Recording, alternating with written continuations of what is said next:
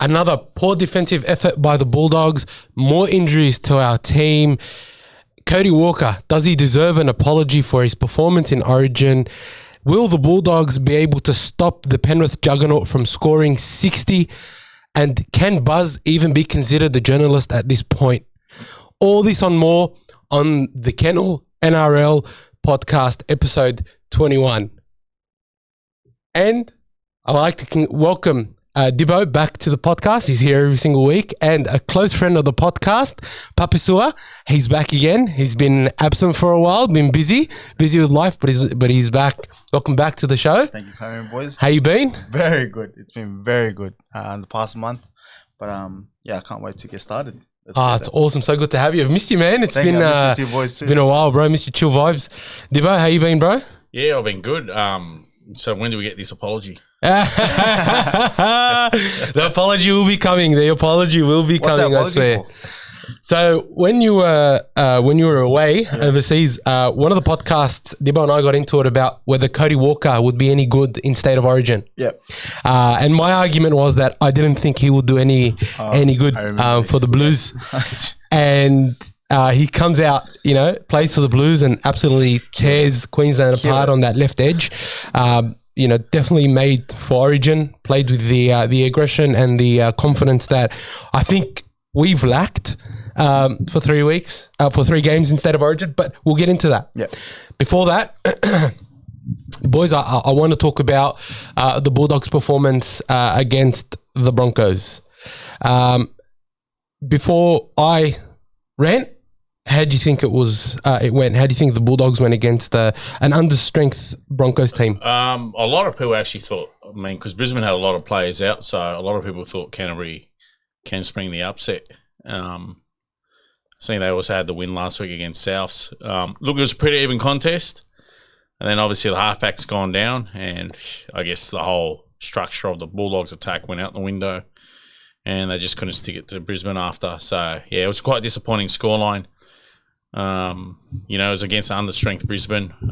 Did expect Canterbury to do a lot better than that. We actually expected a tight tussle, a high-scoring tussle, but yeah, I guess one injury threw the whole plan out the window. Papi, how'd you see how it went? Kikau was back. He's not coming back. Well, there are some rumours saying he might come back against his former team, Penrith Panthers, but he's regardless of whether Kikau was there or not, the Bulldogs' defense and their defensive structures throughout the whole year, I'm really starting, it's hard to pinpoint what exactly is the problem, but I've sort of, been thinking about this quite a lot, and I'm sort of coming to this sort of conclusion where I think it's either the players don't want to listen to what Ciraldo is trying to implement as a defensive structure, or Ciraldo isn't able to implement a basic enough defensive structure that the players in our team can implement. I think there's so much potential there. Do you agree, Dibbo? I think there's so much potential. Oh, they're so young. They're still early. A lot of them are still early in their career. Yeah. I mean, there's about a dozen players with 10 games or less. They will improve out of sight. Probably not in 1 year, maybe in 2 years, but yeah. Okay, granted that there is potential, and I'm not denying there is potential, but for me as a Bulldogs supporter, I'm just trying to wrap my head around how some of these easy tries are scored. Like if you look at Billy Walters, he just strolled over, and then Willison, that has to be the most pathetic attempt at defense in first grade I think I've ever seen. That was not even an attempt. Sometimes people, the meme, there was an attempt made. In this case, there wasn't even an attempt made. And what was interesting was before Willison scores that try, Jackson Topine points at that area that there's a gap here. And the gap's not closed, and he's almost telling the attacker, you can score through this gap because no one's there. Right? Now, again, this is not, just a cattle issue, because I don't think the players we have in general are poor. I just think that our defensive structures, when you look back through the whole season, have been absolutely pathetic from the beginning. Right? Now, I know it's harsh, and that's okay. I'm not here to say the coaches are right off or whatever. I'm just saying that before 2024, this needs to be rectified. Dogs have no chance of making top 8 now, yeah. Mate, we're almost getting the wooden spoon.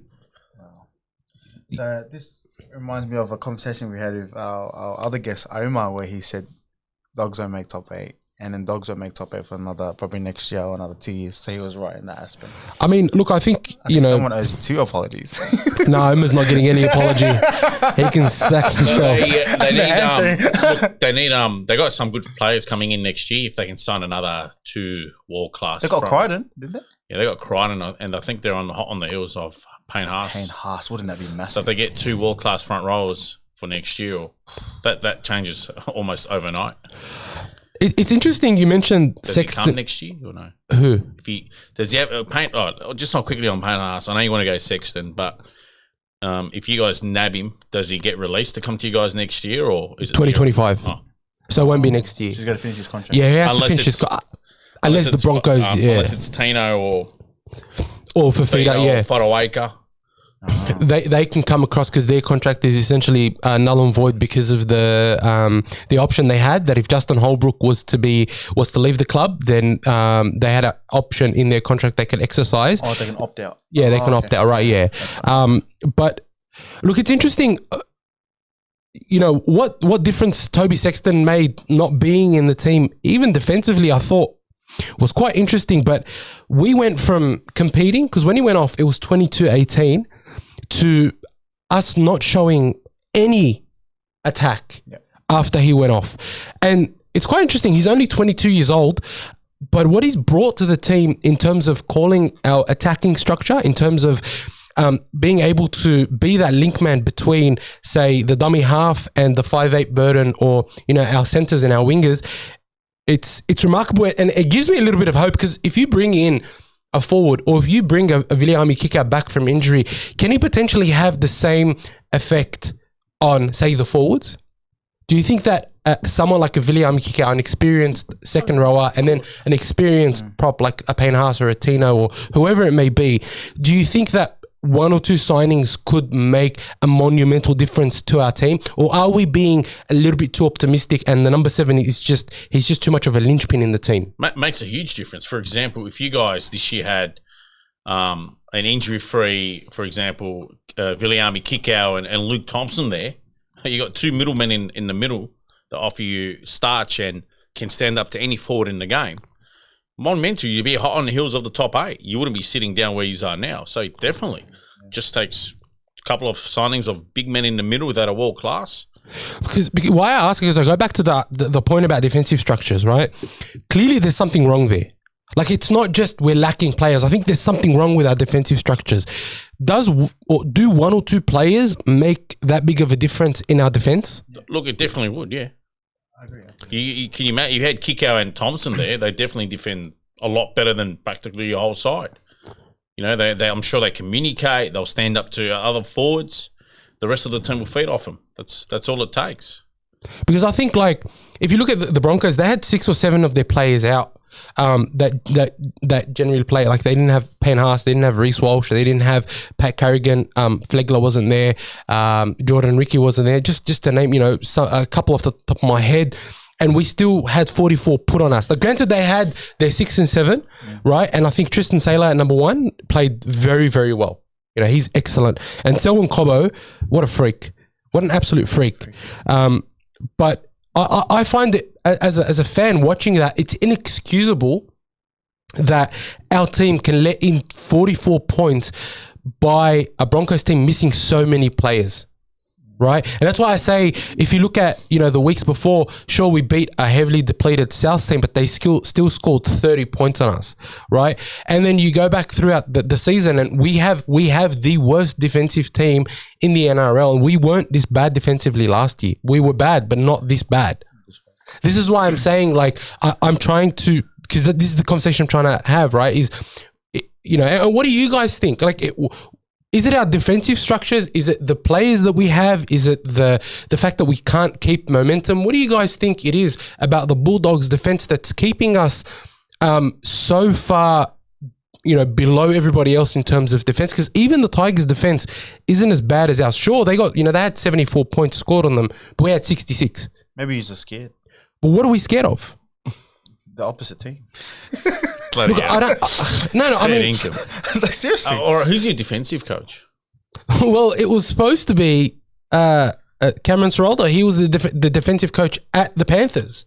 Well, with that sort of caliber of players at the Panthers, yeah, it's quite easy to be a defensive coach. So Yeah, I'm with you, but see, this is where I go back to again about Even bring the systems, 20s right? Coach, you can be the defensive coach. It's true, but if you look at, for example, the Panthers on the weekend against the Dolphins were missing, I don't know, 7 or 8 first graders, and they still managed to defend. And they've got one of the best defenses that 3 years, 4 years running, the best defense, some of the best defense we've ever seen, right? And there's no doubt Cameron Ciraldo did have something to do with him implementing those systems, right?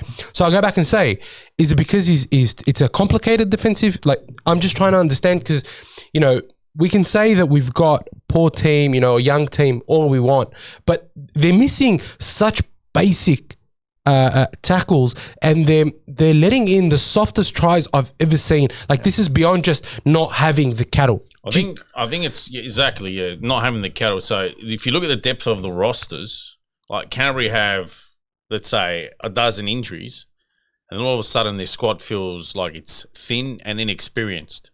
Whereas Brisbane have a dozen injuries, and they still got Or out for Origin or whatever. Yeah, let's just say, for example, all right, they had a dozen out, or half a dozen or whatever it was, but you just look at the plethora of talent they got there. All of a sudden, you got Priakura that's still available, for example. Palacia. Palaciao. I mean, Willison. they haven't played that much this year, but they've played in previous seasons, and they can stand up against any forward in NRL. So, I mean, if those guys are off contract, they're a valuable signature if anyone wants to grab them. Thoughts, Puppy? On Dogs and What do you think? What do you think I'm asking you about? Honestly, Speaking of Dogs, I think Dogs they're not going to make the top 8. I think we're just no, of course they're not. Yeah. We know that. It's not about them because making. you know what? in coming seasons? Yeah, coming season. They need time to build up. Yeah, The they gotta players need build themselves experience. up. But they need just those few signings. They can have a If few they signings. get Payne Haas, they already got Crichton. Wow, you guys are going to make top 8 next year. I swear, you guys will. They need more than just one forward. I think they need about 2 or 3. Yeah, But they got Tevita, they got Kikau there, they got. Exactly. If they can stay injury free and look at that Luke Come Thompson, on, I if just they can named retain Luke Thompson in his injury Thompson. free, Yeah, that's your front row already. And I got to say, Adaka, you know what? I had doubts in him, but he's been playing amazing footy. Adokar's always playing amazing footy. His defense is suspect. Origin, He just needed someone to give him space and time. He needed to play with a proper half, Cody Walker. Look, I agree. No, but look, honestly, just on, we will get there, but Cody had also a lot of time to play because Cam Murray was allowing him all that extra space. I agree. He was like the unsung hero. But yeah, that's Cam Murray's incredible. That's what Josh Adokar needs. Just needs someone to give him time and space and just distribute the ball to him. That try he scored. But what about Adaka? He just passed that ball, Walker, and Adaka had an open line and did it all himself. Wow, I was like, that try he scored in the game 3 where he kicked that over the top, regathered and scored Wow. one was of the great just tries. we had all your level. But he made it look so easy. It was so easy. It was scintillating. It was just it's what Fox can do, right? And I would love to see, I can't wait to see Josh Adokar play outside Sexton and Burton when they've clicked a little bit better. Because honestly, I think that then if you bring, you put Viliami Kikau back in there, and honestly, I think that left side is just going to be incredible for us in coming, next year and so on. Yeah. But we can attack. We've shown against the Rabbitohs we scored 30. Even against the Broncos we scored 24. Can we stop the opposition from scoring more than we can score? That's where the scary part is. And again, our defense is just so poor. Like, what I expected from Ciraldo is to tighten up our defense. And sure, we've had injuries. Yeah, they can't defend their line. Like, our problem is anytime any team gets into our 20-meter line, it's almost a guaranteed try for them. Granted, our 20-meter attack is much better with Sexton there, and we've scored more tries in 2 weeks from within our 20 than we did probably the last 18 rounds before that, having Sexton there. But it's stopping the opposition. And again, my question to the listeners out there again is, what do you guys think? Do you guys think that maybe Ciraldo is complicating things, or is it just a matter of lack of ability from the players? Will someone like a Viliami Kikau or a Payne Haas or a more experienced forward be able to help with the communication. It'll be interesting to hear what your thoughts are, because for me, it's it is worrying, and I don't know if we fix that, between now and the end of the season. It may not be something that the Bulldogs fix between now and the end of the season. We can see a few more big off season coming up. Massive off season, but I mean, we can see. I'm worried that there's going to be some big cricket score put against us over the coming weeks. If you look at, this week we've got the Panthers, and they get back, 6 players. They get back Crichton, To'o, Luai, Cleary. They get Garner. They get Isaiah Yeo back. So they get six or seven. Back, eh? Yeah, Cleary's back this week. First game back after that. Yeah, after Who after does his Canterbury hamstring. get back? No one. We lose. Are you a guys couple. got the bye this week? No, we're playing the Panthers this week in 5 days. Oh, wait. Shit. I don't know if it's in It doesn't Penrith. really matter. Yeah, really. It doesn't really So he's got no one back. Like no. Well, we actually lose Sexton and Burns this week against the Panthers. Hopefully they get their balls back. Or something. Oh god. Yeah, that's No Kikau wasn't named. so. Okay, we'll get to that, right? But before we get to talking about the lineup for the Panthers, I just wanted to talk about Skelton, his first full NRL game on the wing. I was really impressed with him. Likewise, yeah. People were talking about, he's defensively, he's not there yet, or whatever the case may be. He was up against, the incredible Selwyn Cobbo. So he did score a couple of freakish tries, but he ran, he took 21 runs for 185 meters. He ran with a lot of gusto, and they were like straight into the teeth of the opposition. He wasn't scared to take, it was excellent meters. Great meters. And, people were worried about him under the high ball. He didn't look worried under the high ball. He didn't look bad under the high ball at all. He didn't get rushed into first grade, which is good. But I think, He went through the ranks, didn't he? well, he came from rugby union. Yeah, and they've had, the Bulldogs home for a while, and they've been, holding off. But I think, to be honest, he gave a really good account of himself on the weekend, and it's very impressive to see him perform so well. I really, really hope that Seraldo can keep him in the team to the end of the year to give him experience. Because look, while we have a lot of young players, I think for next year, that experience is going to be really good, and our depth is going to be incredible next year and the year after. But it's just, in the moment, it's hard to sort of look to the future. Foresight is difficult, but I'm still really worried about this Panthers game. Like, as a Doggy supporter, formally, I say we're going to win by 2, but informally, I'm worried they're going to put 60 on us. That's the truth. I'm Yeah. worried the 91 point scoring record's going to go. Honestly, I mean, Worried. I think Penrith will go about 60, yeah. And then you look at, there are some positives. Like, I do want to say there are some positives, as we're mentioning with Skelton. Like, you look at Preston, 45 tackles, and I think he's got a 98% tackle efficiency. Just worried about that guy. He's going to burn out, man. He's Making so many incredible. tackles. Every week he's averaging about 40 to 45 tackles. He's running heaps. He scored a try. He's such a fantastic second rower. And the fact that we've got him signed to 2027, That's good. I think we'll be re-signing him in 2026 as our captain. That's my honest opinion. I think he's getting through too much work. I think they'll make you captain. My Captain Courageous. Oh, mate. Yeah, you're going to be running the water if you keep going. Yeah, you'll be running the water, mate. The other one is Blake Wilson on the wing. Another standout performance by him, I think, as a winger. He's fantastic. To bring him in, and I think he was playing for the Noosa Pirates, and then he's come down and he's playing for the Bulldogs. How many changes have they made with wingers this year? We haven't had a consistent team for more than 2 weeks in a row, and that's the problem as well. Even with the fullback position. Yeah. It hasn't been consistent. Which, Averillo, it still blows my mind that not only did we not play him at fullback for 18 weeks, we actually let him go before giving him a chance at fullback. And I think he's been a big difference for us He's at the playing back. this week, right? He's playing at fullback Thank this God, week. That's who's going to save you. Who's your strength and conditioning and fitness coach?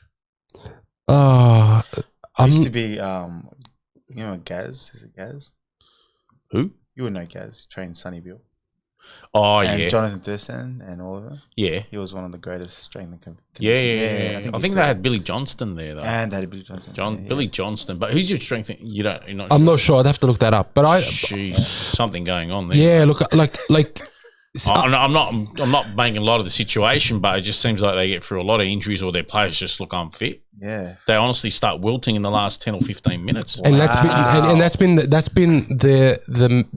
theme of every single game this year, where we've gone toe to toe for 65 minutes, and in the last 10 or 15 they score 4 tries on us. They actually got a lot of pace in their side. You know, like they shouldn't be like basically falling off in the last 15, 20 minutes. I'm with you. Their pacey guys look tired. Like you look at Jacob Rillo, Blake Wilson, even Jarrell Skelton. They're not slugs. They're quite quick, and then you bring Fox into that, and you think, wow, there's a lot of speed. But it's when we have pressure, when the blowtorch is on us, we sort of just fall down. Surprised they haven't made moves to just get the right stuff. Well, he might do it in the off season, but like for example, Shane Flanagan.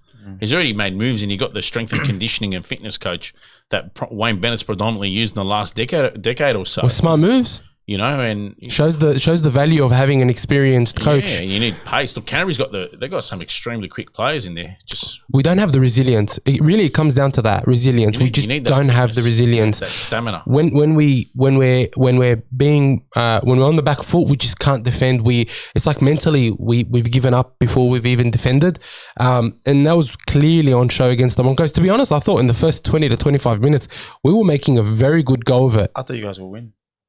Honestly, I was like, wow, this is a different outfit. But as soon as Sexton was injured, I thought, you know what, it's over. It was clear it was I over. thought Reynolds was running amok when he was a second. They lost. Yeah, he was. No, he was. You see how you just Incredible. Him and Mam were Looking just right and left. they was just tearing us apart. And look, interested to hear your take. What do you guys think? How do you think we performed after Sexton left compared to when he was on the field? And what difference do you guys think he has made to the team? Because from where I'm sitting, if Burton and Sexton can continue to spark up that combination, I think he should be our long-term halfback. I know that's early. I think that might be. Oh, absolutely. I think Sexton, he's 22. He's got the footy IQ, and he's got the confidence to call the shapes that we need to call, and he's laid on some good tries for us. And he's giving Burton the freedom to do what he needs to do. Because if you look at Burton in the second half compared to the first half, it was like 2 weeks ago where Burton was just getting the ball and kicking it up in the air. There was no running from Burton. There was no real flair or passing. There was no confidence. It was just like, I'm going to kick, or I'm going to get the ball and kick. And look, are those Jaden Sullivan rumours still around, or have they cooled off? Look, to be honest, there's something I want to talk about in terms of rumours. And this is an honest question before we get into talking about the Dogs v Panthers. Can you even call Buzz Rothfield a journalist anymore?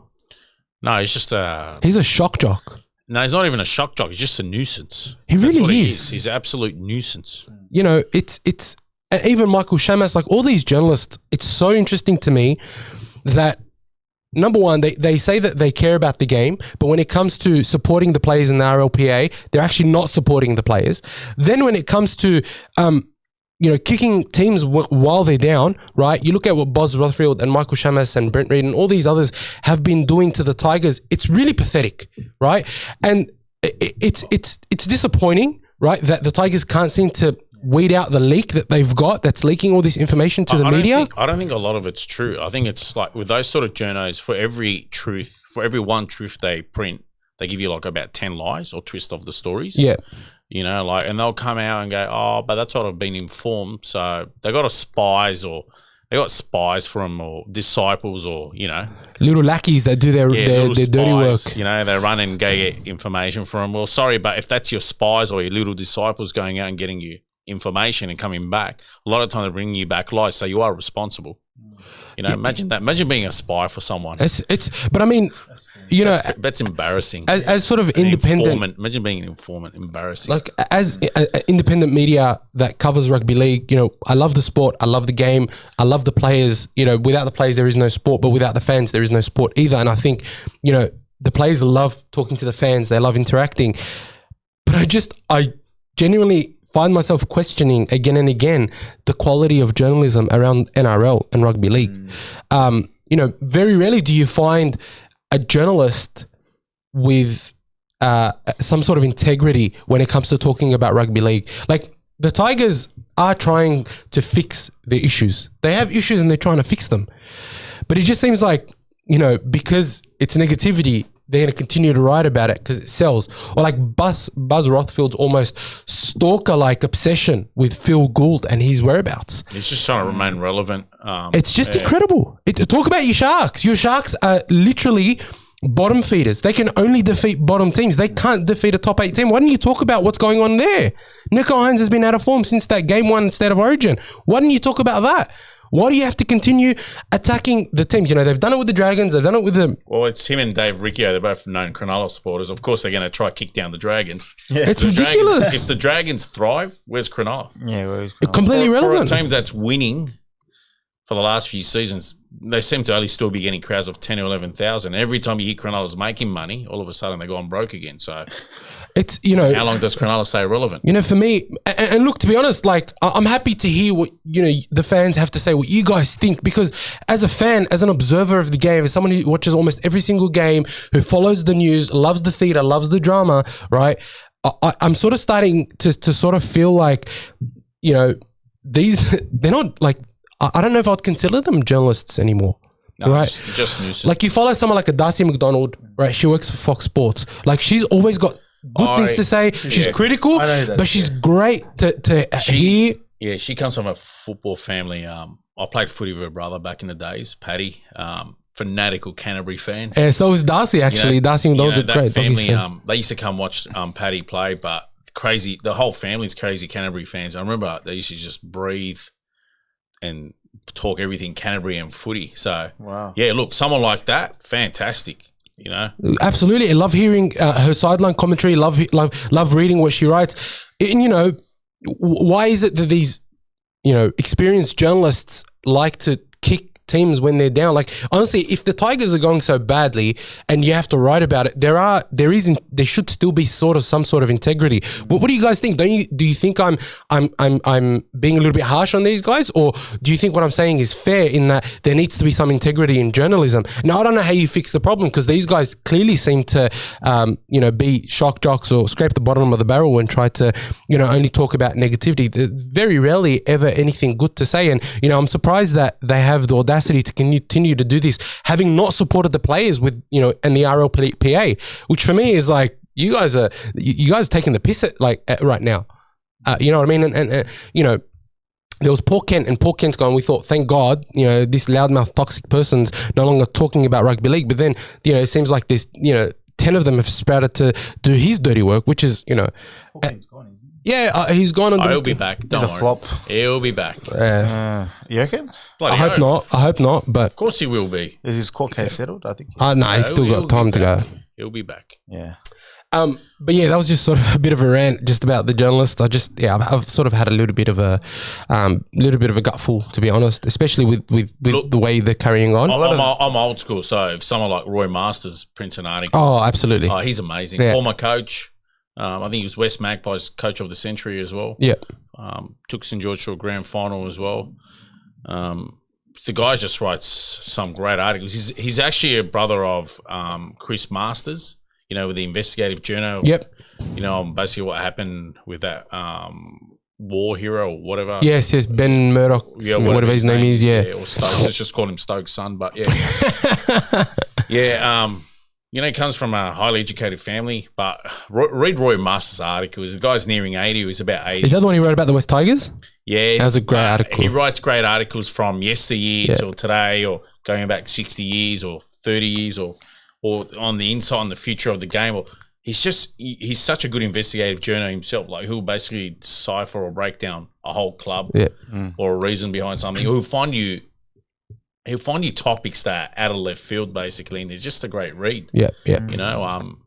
Look, he's hoping that it continues to be more, quality journalism around rugby league. And the thing is, like, all these independent podcasts that are coming out, I find so much more value in them than reading this gutted journalism. Like, you look at, the By podcast, the one that James Graham runs. I love hearing him. He brings players on. He brings administrators on. Love hearing what he has to say. It's everything rugby league. It's from and he loves the game. Like there's a From real a passion there. players forward / fans point of view, it's not someone that's got an agenda. Absolutely, 100%. And he works in commentary, but you find his questions are measured. He's genuine about the game. He loves the game. There's a passion there, and I love hearing it. Like even like on the Levels podcast or the Bloke in a Bar podcast, these guys, you never find them trashing people. You never find them attacking people personally. They talk about the game. They talk about, critiquing the way it's being played, and there's never any toxicity there. And I love watching it because you find like it's enjoyable. There's no like they talk about the drama and the theater of injuries and stuff like that, but there's no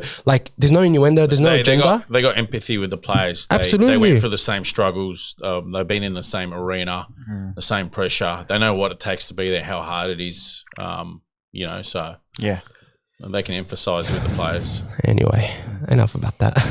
I want to sort of go to a more positive, well, maybe not more I positive. can't believe Fuzz Flogfield just ruined your day. It's still ruining your day. It just keeps going. It's ridiculous. But anyway, I think I want to talk about change sort of direction. I want to talk about the Dogs and the Panthers. So the team, as it stands, the lineup is going to be. So for the Dogs, Burns is injured. And so is Toby Sexton. So he has the 11-day stand-down rule for a concussion, so he won't be able to play against the Panthers. Damn. Flanagan's going to be in at 7. He might have a good game. Flanagan's in? Yeah, Flanagan's in at 7, and then you've got Paul Alamotti in for Burns. What happened to Burns? Burns stomach muscle cartilage injury, okay. which quite painful. Burns is gone? He's out for a Every couple of time he weeks. gets a bit of momentum, and he gets injured, yeah. and he plays well. He's such a good player. Look at Penrith's lineup. Wow. Yeah, but I mean that's what I was going to say. It's the grand final. But They should have done the right thing and just put their half their reserves in. Before we got onto that, I just want to talk about the extended bench just for a little bit. So on the bench, there's Oh, you got Addo Josh Adokar and Viliami Kikau. That's a big. That's a big in. massive in. That's a big in.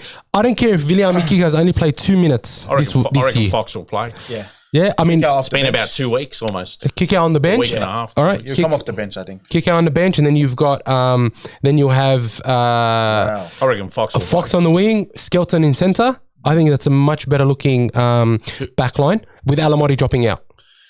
Nah, who's your other winger? Blake Wilson? Yeah. Is Alamotti back in? So Alamotti's in for the injured Braden Burns. So the back line will be they might Averillo, do Wilson, Kiraz, Alamotti, Skelton. I think the best thing to do would be to move Skelton into centre and then just put Fox on the wing. I actually think Kiraz should stay at centre. I think he looked a lot better last week at centre than he did. Jacob Kiraz. Sorry, did I say Averillo? I meant Kiraz. Kiraz is a centre, not a winger. Yeah. In my opinion, I think he's a better centre than he is a winger. He took so many runs. I think he made over 200 metres. He continues to absolutely grind his metres out every single week. He's a strong player. Him and Skelton in the centres alongside Fox, I think could be a good pairing. Skelton and Fox on the wing. They'll both play.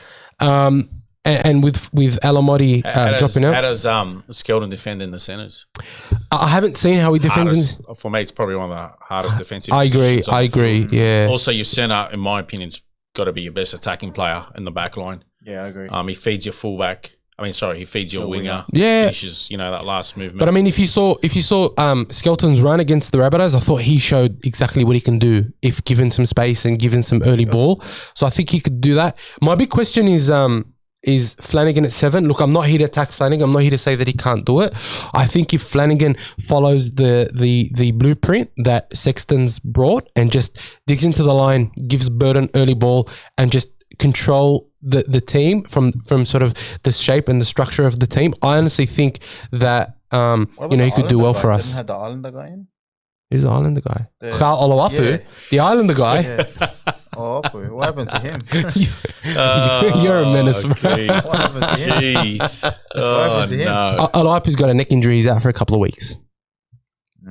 I actually think he's one of the hardest hitting defenders, and he would be great lock. I think he could be a ball. He could be a ball playing lock. No offense to Kyle, I love you, bro, but I wouldn't.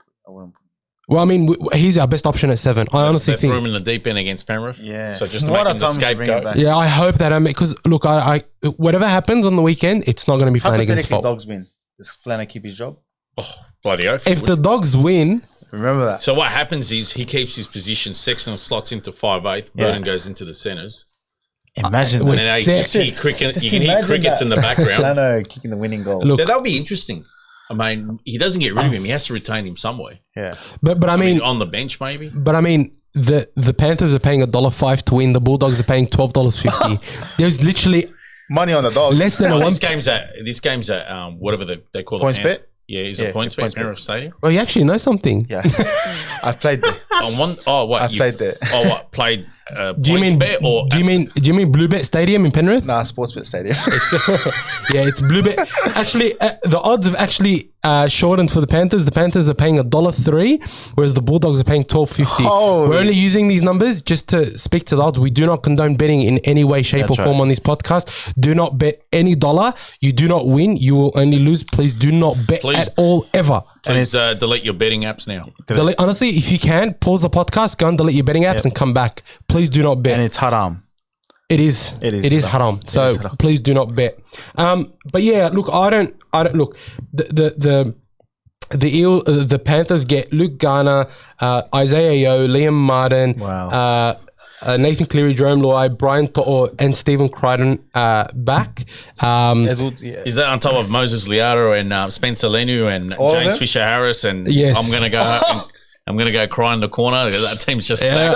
That's the. Honestly, if that team stays That's not fit, normal. if that team stays fit, I think they win the treble. They win the third grand final in a row. Penrith, they can start probably resting a few players every week if they got to. I mean, it's probably the right thing to do. It would be, but What have they got to worry about here? I mean, Canterbury's already severely depleted anyway. Yeah. I mean, look, if Kikau comes back on the bench, I think Kikau will add something Absolutely. to our team, no doubt. Like someone with his experience and his capability, he will Have add. you seen him recently? He's so toned up. He has turned up a lot, but he hasn't. He also hasn't played in And he since can't round do it. 7. He's up Since against round 7. It's going to be That's him versus the rest of the Penrith forward pack. He's not going to be able to do it himself. Yeah, and look on the bench, on the extended bench, we've got Chris Patolo, who won't be playing. On our bench, we've got Harrison Edwards, Curtis Moran, Tavita Pangai Jr., and Jaden Okunbo. Look, it is I'd what it go is. for size, and either Harrison Edwards or Curtis Moran will miss out. Yeah, Look, I think we need just to size. accommodate a kick out. Yeah. you got the other two gents that are big. So Adaka and Kikau, that'll be Yeah. great. Look, I also wanted to ask your thoughts, and I had a couple of comments about Reid Marnie's ability. Right. So I was talking to there was an NRL I hope chat. this We were is not talking about about. his missed tackles because. Well, it is about his missed what tackles. do you want him to do? Put Chuck, what's he called back in there? Who was your hooker? What was his name? Josh Jared Reynolds? Marshall. Yeah. I reckon it'd be a lot worse than what Marnie's doing this year. So hear this, right? My argument was that I think Reid Marnie is an elite NRL hooker. Top 3 to top 5 hookers in the game. You reckon? Oh, he's definitely. Top 5. Oh, you give him a good bunch of forwards, and you'll really see what he can do. We saw it at Parramatta, so a lot of people, and look, he's still pulling off some things in a severely depleted or underperforming Canterbury side. So Every week he almost gets a 40-20. He's got 4 for the year. Right, he unfair. makes so many tackles. He is missing the most in the unfair NRL. for But what he's doing. the amount of workload that he's doing, I maintain that I think he's an elite hooker. He's probably not at an elite level right now because of the team he's in and the players around him. But I believe he's an elite hooker and he's a better option than Jeremy Who's Marshall. been running out Bulldogs' team? Like, who's been running it out? Is it Marnie's been Marnie or he has. Burden. Yeah. Well, Are they're they the strong two captains? Do they actually fight for the team? I don't know if they're the most. Because I think that's who you turn to if you need leadership. So that's where I think someone like a Viliami Kikau would have been a mad captain. Like, come on, like, boys, hype the boys up. Let's pump. First hit, let's get it on. I still don't know who their captain is. I ask this every week. Yeah, it was supposed to be Reid That's Marnie what and I can Burden. Turn around and forget, is it Adokar or is it Viliami? Was Viliami meant to be your captain? Nah, he's part of the leadership group, but not actually a captain. So who is it? Burden? Burden and Marnie. But Yeah, honestly, two. when your 20s days, your You 40 need a days. defined leader. Yeah, I agree. You obviously have a leadership group, but you have a defined leader Exactly. for the side. So let's say Kikau and Adokar play. Let's assume that they're going to play. Give me your predictions for the score. And you know what? Leave your predictions in the comments below. And if you're listening to this, please be sure to like and subscribe. The more subscriptions that we have, the more content we bring. And we've actually got a big week of recording coming up this week. We've got 2 guests coming on, one on Wednesday, one on Thursday, and then we've got one more coming next week. So we've got a lot of content coming up for you guys. So be sure to subscribe so you don't miss anything. Click on the bell icon. But your predictions for the game, Dibbo? Jeez, I hope I'm wrong. Bloody hell. No, but be honest. It's fine. It is what it is. I want to give, I don't know, for some reason my heart tells me give Canterbury a chance, 46-10 to Penrith. No, but then my brain's telling me, look, it's going to be 66-0. Like, honestly. I was actually thinking 66 as well. I'm actually very worried. Like, yeah. Don't worry, as a doggy supporter, I share those concerns. What about you, Puppy? What do you think? 56-10. I think it's honestly. I'm honestly. I hope they do a lot better. I'm not even I hope upset. like 38-16 or something. If Dogs can do it and hold in within 20, they did a good job. They won't hold him within 20. And I'm just saying, I said good job. I think as a Dogs fan, I'll tell you what might very happen. I disappointing. think Cleary will probably rest a few of his players till the back end of the game, and they'll take the foot off the pedal. They'll put the brakes on. So look, if we Canterbury will do a lot better. if we keep the Panthers under 40, that's success. If we keep them under 30, that's almost as good as a win for us. Exactly. Honestly, that's my opinion. 30-0. If we win this game, it is a miracle, and I think the NRL will be rigged. But that's my honest opinion. What do you guys think? Am I being harsh? Like, I'm just being straight out here. Like, there is no way, the way we're defending, we will be able to hold the Panthers out from scoring 40 or 50. If we do, and we somehow come in and show some mental determination, some tenacity, and some resilience, I will be very, very pleased, and it'll be a good blueprint for the weeks moving forward. Are they playing on Saturday? They're playing on a Sunday at 2 p.m. Sunday. Wow. Great crowd. It'll be a great crowd over there. It'll be crowd. all Panthers supporters. You know, there'll be a few doggy supporters, but a lot of missing teeth out there, I'll tell you what. hey. I reckon if you have Kikau playing, I reckon he'll go hard. I reckon he will. But I reckon he'll go hard. But don't forget, he hasn't played since round 7. He'll be lacking Even match that, I fitness. reckon he would just privilege. I don't want him to go out there and re-injure himself. I think we need him to build some of that match fitness for the preseason. So yeah, look, I'm saying officially we're going to win by 2, but Cute. to be honest, I fear the worst for this game. Let us know what your predictions are, what you think is going to happen with the game against the Panthers on Sunday at 2 p.m. Now, we're sort of coming towards the end of the podcast, but I have 2 things that I really want to talk about that I think are very, very exciting for me. The first thing I want to talk about is I want to talk about the Warriors. Love. The Warriors are on a bit of a tear right now. They are going great guns. Sean Johnson, incredible. Aiden Fanua-Blake, like Incredible. It's almost like you forget how good he is because he's playing, for the Warriors, and he doesn't play for New South Wales or Queensland. But I actually think as a forward, he's been the best number 8 or number 10 in the game. Yeah. There isn't anyone Lately, this year. I don't think in terms of form, he's the on-form prop of the game, and he absolutely tore the Sharks to shreds. Like, he absolutely tore them apart. What a forward! I mean, I don't know how Mandy let him go, but the Warriors have done something right but with the recruitment, because they are playing like they're on a mission. It's just me. He's got hands. Like, he's got open hands. Absolutely. Like, the offloads around, and They got the easiest run home, the Warriors. They should capitalise on that and aim for a top 2. They get a home preliminary final. If they win the first week in the finals, it would be so incredible to see them. Well, they already got a 2 point because they got a bye. Yeah, they got, I think, West and St George, and do they have Canterbury? No, they got already Gold Coast. played They played us twice. They got Titans, bye, and then they got Dragons and Tigers and Broncos and Broncos. Yeah, Broncos before Tigers. Sorry. And then Manly at the end. and Manly. So they got about, out of that, literally the only tough test you could almost say Broncos, is the Broncos. yeah. 6 points guaranteed there for them. At least 8, I think. And to be honest, like, it'll be great to see the Warriors in the get a top 2.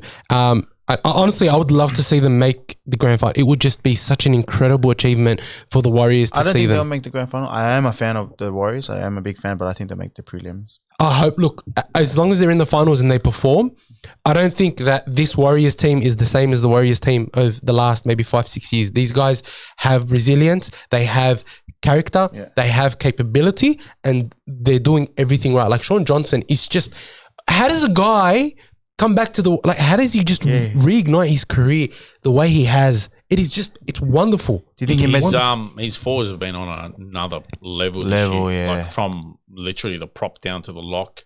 Yeah. Unbelievable. Wade Egan at hooker. Superstar. Honestly, I actually thought he could have. Egan's been killing it. Yeah, the bench comes on, Joe Stavanga and the other misfits, Strong. and they yeah.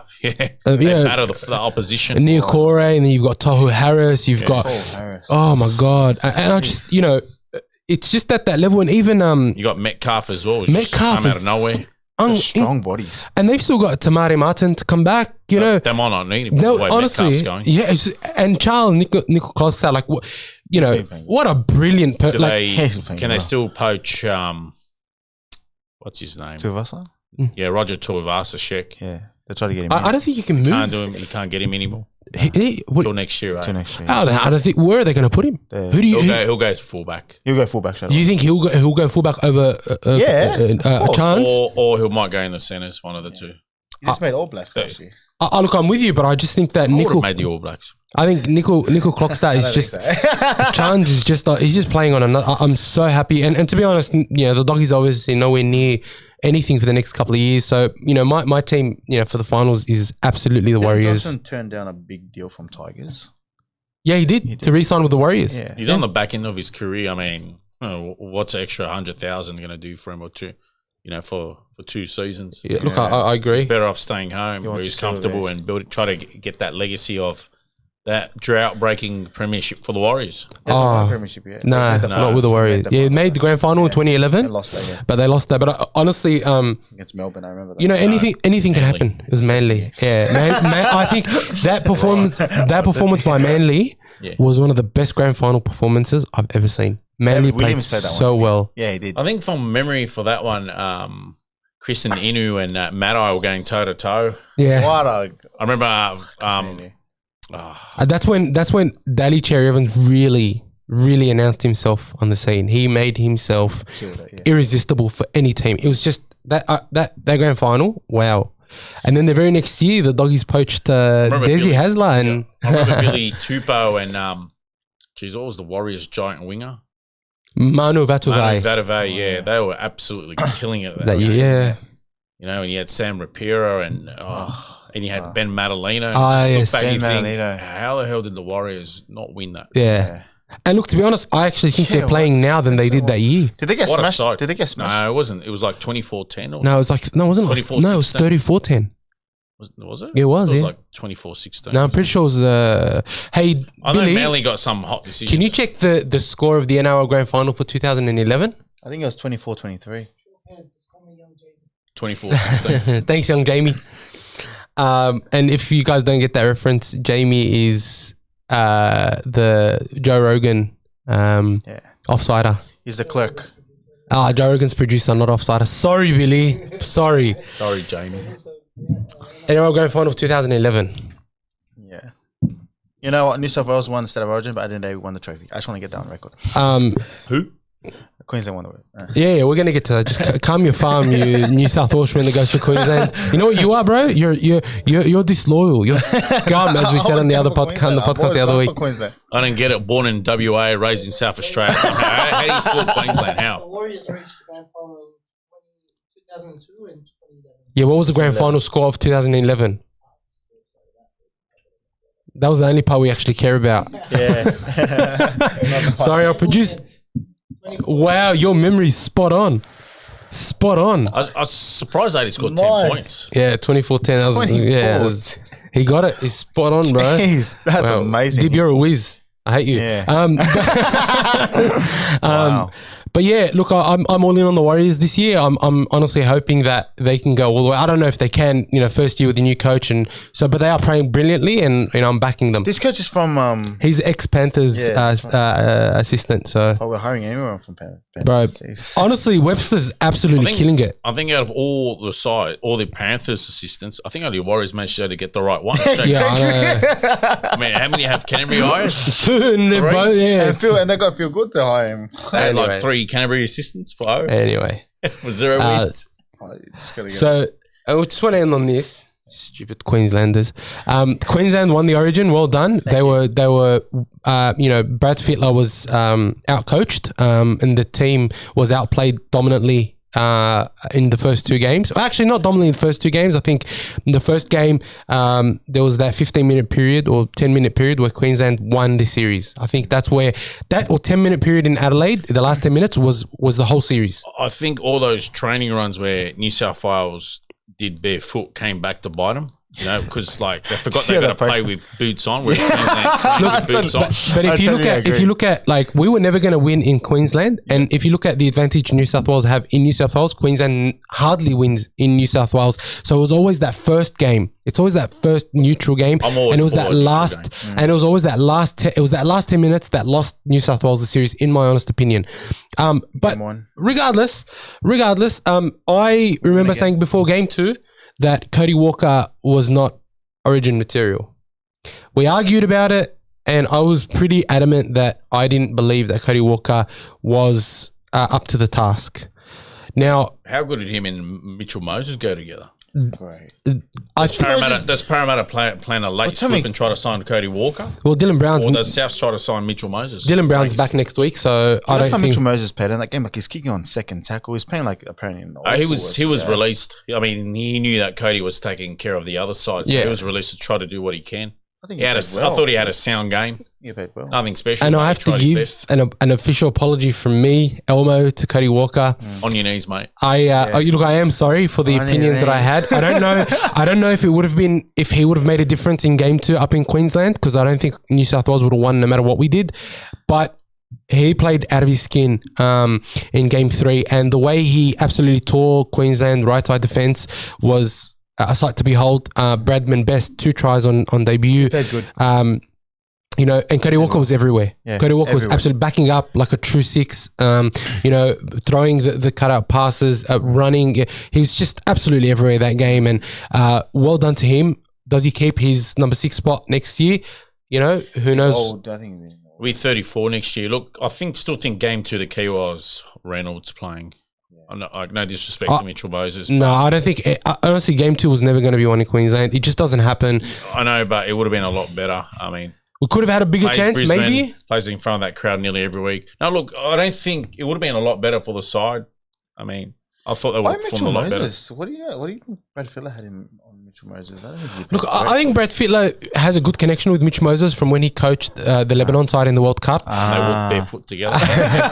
And look, Mitchell Moses played really well for Smoking Lebanon that year, but I don't know if Cleary, for example, if Cleary is fit next year and Mitchell Moses is fit next year, do you choose Moses or Cleary? Well, Moses once upon a time used to play 5'8". So, Do you choose them both? Moses can play 5'8". He can just run that left side. But see, But he kicks with his. Is he a left footer or a right footer? They tend to these no, days. he's a right footer. He's a right footer. They tend to these days have the right foot on the right side. Yeah, You know? yeah. Is Cody Walker a left footer? He's both. He's both. He is. He actually Yeah. got He's very got- adept at That's both. feet. that's He incredible. can actually kick. Yeah, Bro. I mean, do we try the Cleary Luai combo again next year? Do you have a new number 6 in there, like to bring Cody Penrith Walker win, back? That's your. Yeah, look, to be honest, I don't like. I was still going Penrith 3-peat this year because I am. I was Souths saying, is their closest challenger. I feel. I was saying I think earlier. Souths. Yeah, I think That's how I see it. Anyway. I think Souths.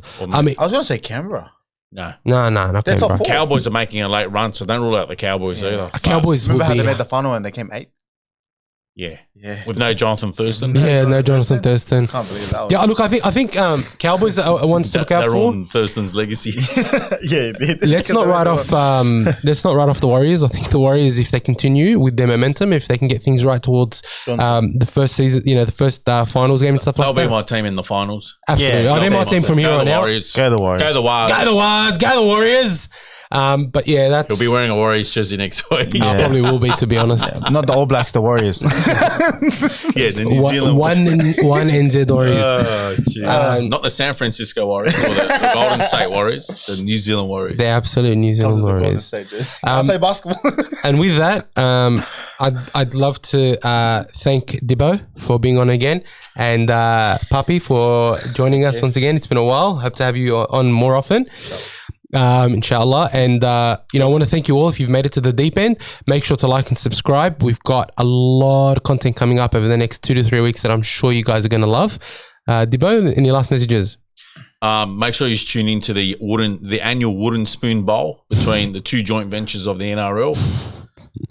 Crowd of 2,116, TV audience of 7,900. It's going to break all records. Hey, let's be real though. Despite the Dragons and the Tigers and the Bulldogs' woes, the fans are still pretty pretty resilient, still hanging Canterbury on. got a sellout. St George got a sellout. Tigers have got they've all got in sellouts. Yeah, so I Can you don't- imagine these sides if they go good? Oh, They're mate. bigger Imagine stadiums. that. Yeah, they will. Yeah. They will. So, let's hope it's a good quality game. Look, to be honest, like just with the Tigers quickly, if they don't give Jerome Buller, a 10-year contract, I think they're way out of their depth because he is literally their shining beacon this year. I think He's Jerome playing Buller would be incredibly. silly to take a 10-year contract. Why would you want to? But you know what I mean? Like, I'm exaggerating, obviously, but they need to Keep locking him down. They need yeah. to lock him down and provide him some assurances about the direction of the club because honestly, he's an incredible fullback and he's one of those players you can see playing representative football in the not too distant future. I look at the Tigers forward pack and I think, why are they so low on the ladder? Yeah, they're not that bad. They got a decent forward pack. Like you look at both sides this week. I don't see how St George can beat the Tigers because you look at St George's forward pack. They've got a few more injuries. They're very thin. And then you look on the other side and you see the Tigers forward pack led by Captain Courageous Api Coruscant. Clemmer, And you Isaiah just think- Papali'i. And you just think surely they're going to put a big score on St George. Like the only way St George is going to win if somehow Ben Hunt and one other back just carry him over the line, or Jack Bird somehow pops up with a hat trick performance. Is Tyrrell Sloan back for He's the Dragons? back at fullback. Yeah, I think that makes a big difference to the Dragons. yeah. Look, I mean his defense ain't the best. Whereas Jerome Buller defends really well. Jerome Buller does everything well. He's an incredible fullback. Fijian boy, easy. Honestly, I'm not really I sure. think he's Fijian. I thought he was Indigenous. I thought he may be Indigenous or Torres Strait Islander. Look, he may be. Fijians are just as freakish. Jerome Buller. The fullback. Is he Fijian? Maybe he's half. I don't know. I thought he was Nah, he's Indigenous. I think they're the two most talented in the game, the Indigenous and the Fijians. They just produce some And freaks out the there. Pacific Islanders and all of them. Oh, look, we're not that inclusive. Yeah. 70% play. Yeah, that's right. Yeah, Yeah. 70%. And with that, we want to thank you if you've made it to the deep end with us. Appreciate all your time. Be sure to leave all your comments down below. Share the podcast with all your rugby league friends and let us know what you think. All feedback is appreciated. Subscribe. Follow us on all our socials. The links will be down below. Thank you so much for your time and I hope your team does well this week. Big up. Thank you.